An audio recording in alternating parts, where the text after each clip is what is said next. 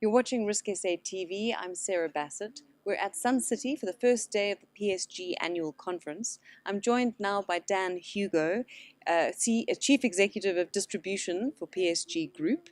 Dan, you shared with us today a really interesting talk with great practical insights around how advisors can grow their income flows and grow their business in line with the theme for the conference this year.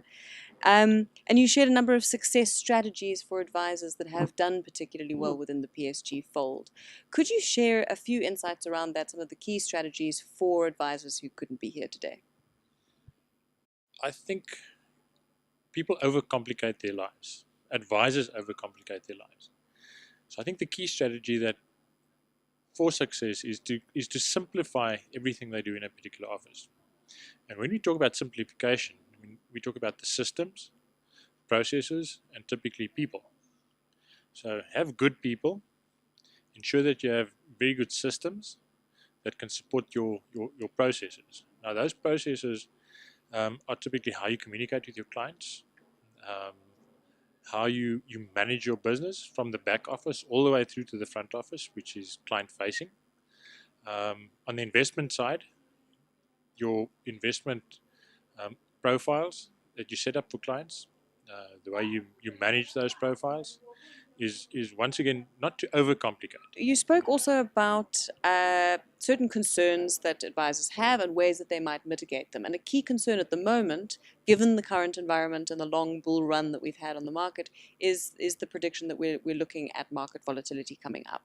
How would you advise advisors to be communicating with their clients and helping them manage their clients' expectations in a time of such unpredictability? I think first of all, let's sort of just take a feather out of the cap of simplification. So if you've got a simple, easily duplicatable product or process, then it becomes quite easy to be able to communicate with clients. It gives you the opportunity to have one communication that goes out to multiple clients. And to be able to communicate is the key in managing clients' expectations.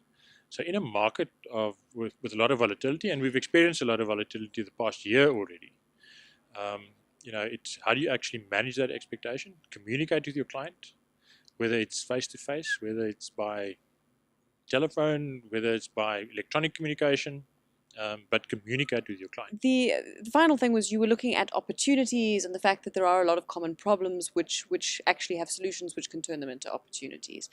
What are some of the key opportunities that you foresee? We don't want to sort of harp on legislation and where legislation is taking us, but I mean it's a big driver of a lot of the concerns going forward. And one of the major concerns is the amount of clients that advisors or advisor practices actually have. So an advisor or a practice has to align themselves with the number of clients that they have. And the way of aligning is typically segmentation. So understand who your client is, what that client looks like, what that client's needs are all about. Use that in a segmentation process. And once you've got that, you can set up a service model for each of those segmented groups of clients.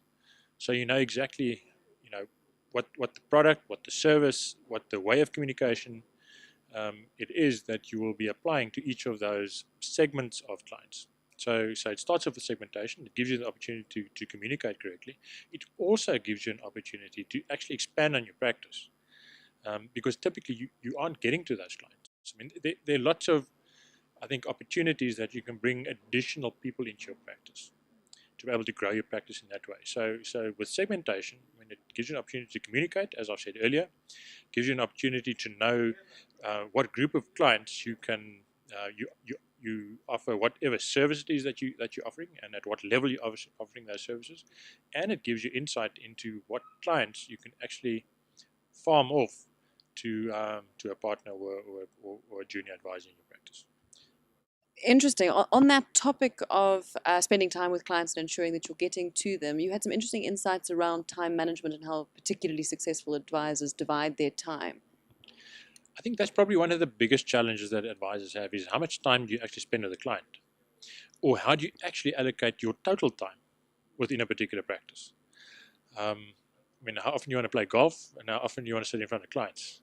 Um, we're sitting with an industry that can give you a fantastic lifestyle, and it's all about how you actually manage that lifestyle. So I think it starts in so it's a way of from out the practice to bring it into the practice. You have to be able to see clients. You have to review your client. I mean, it's part of legislation that says you've got an obligation to review a client on an annual basis.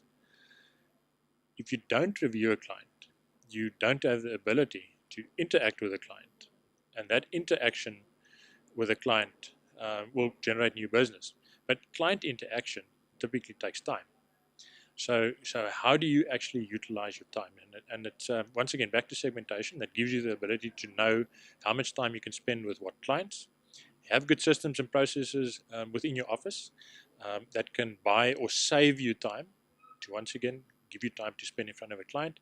How much time you should be spending with clients, I think, is each particular office or each advisor must decide on what that time is.